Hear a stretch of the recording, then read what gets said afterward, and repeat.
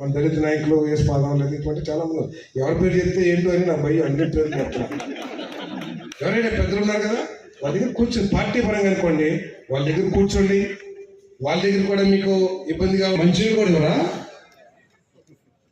నువ్వు కష్టాల్లో ఉన్నప్పుడు, నువ్వు ఇబ్బందుల్లో ఉన్నప్పుడు నీ బంధువు ఎవరో వేరే ఊరి నుంచి వచ్చి 2 రోజులు నీ ఇంట్లో ఉండి నీ కుప్ప కొట్టేసి వెళ్ళిపోతే వాడికి మంచినీళ్ళు కానీ మజ్జిగ కానీ కూడా ఎవరా?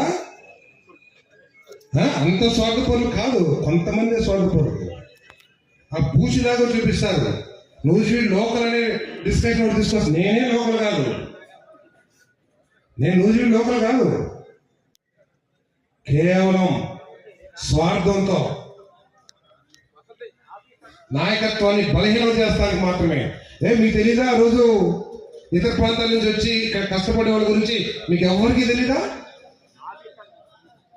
మీ గ్రామాలకి బయట వాళ్ళు ఎవరు రాలేదా వచ్చి? మా నూజివీడు, మన పెనుమలూరు నియోజకవర్గంలో కమ్మవారు అందరూ కూడా ఇక్కడికి వచ్చి మా సార్ మంచోడని చెప్పారు. వారి బంధువులకి వచ్చి సార్ మంచోడైనా పనులు చేసి పెట్టాడయా, మీరు సార్కి చేయండి అయ్యా, మేము చెప్తున్నాం కదా. 2 కోట్ల వ్యాపారాలు చేశారా చెప్పండి.